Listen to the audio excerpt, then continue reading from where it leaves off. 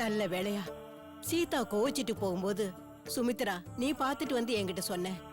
சீதாவை தடுத்து சமாதானம் செஞ்சு வீட்லயே இருக்க வச்சிட்டோம். இல்லைன்னா என்ன ஆயிருக்கும்? பாவம் சீதா, மனசளவுல அவ ரொம்ப நொந்து போயிட்டா. கேக்குல விஷத்தை அவதான் வச்சான்னு சொன்னதுல அவ ரொம்ப கலங்கி போயிருக்கா. சுமித்ரா, வனிதா ஆர்டர் பண்ண கேக்கை கேன்சல் பண்ணிட்டு சீதா தானே இந்த கேக்கை ஆர்டர் பண்ணா. ஆர்டர் பண்ணாங்கிற ஒரே காரணத்தை வச்சுக்கிட்டு சீதா மேல பழி சொல்றது ரொம்ப பெரிய தப்பு சித்ரா. நீ ஏன் சித்ரா இப்படி மாறிட்ட? நீ எதையும் அறிவுபூர்வமா ஆராய்ஞ்சுதானே முடிவெடுப்ப. ஏன் இப்போ எல்லாம் தப்பு தப்பா முடிவெடுக்கிற? உனக்கு என்னதாமா பிரச்சனை? சீதா அண்ணா உனக்கு உயிராச்சே. சீதாவுக்காக ராமையே தூக்கி எறிஞ்சு ராம் கூட பேசாம இருந்தவ தானே நீ. இப்ப ஏன் சீதா மேல இவ்ளோ கோவப்படுற? சீதா இப்ப முன்ன மாதிரி இல்ல சுமித்ரா, அவ ரொம்ப மாறிட்டா. இல்ல சித்ரா, சீதா அப்படியே தான் இருக்கா. நீதான் மாறிட்ட.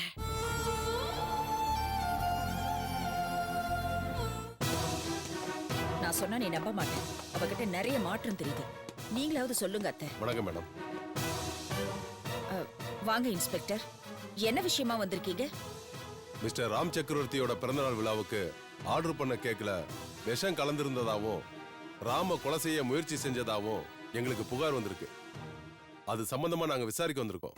உங்களுக்கு புகார் கொடுத்தது யார் இன்ஸ்பெக்டர்? நான் தான் கொடுத்தேன் சித்தி. உன்னை யார் புகார் கொடுக்க சொன்னாங்க?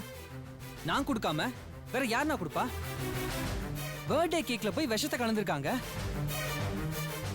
நாய்க்குட்டி சாப்பிட்டதுனால அது செத்து போச்சு. நாம யாராவது சாப்பிட்டு இருந்தா என்ன ஆயிருக்கும்? நாய்க்குட்டி செத்ததே நம்மளால தாங்கிக்க முடியல. வேற ஏதாவது நடந்திருந்தா? நம்ம குடும்பத்தை ஒட்டுமொத்தமா ஒழிச்சு கட்டுறதுக்கு யாரோ செஞ்ச சதி. அது யாருன்னு கண்டுபிடிக்காம நான் விடவே மாட்டேன்.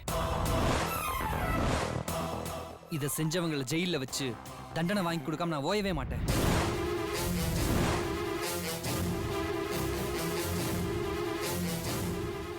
அதை செஞ்சது சீதா தான் நமக்கே தெளிவா தெரியுது.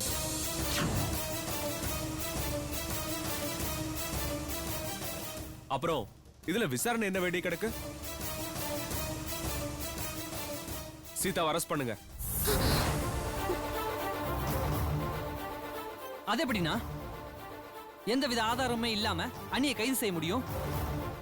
அண்ணி தான் கேக்ல விஷத்தை கலந்தாங்கிறதுக்கு ஒரு ஆதாரம் சொல்லுங்க. அதான் அவளே ஒத்துக்கிட்டாளே, நான் தான் கேக் ஆர்டர் பண்ணேன்னு. கேக்க ஆர்டர் பண்ணேன்னு தானே சொன்னாங்க. அதுல நான் தான் விஷத்தை கலந்து அவங்க சொன்னாங்களா?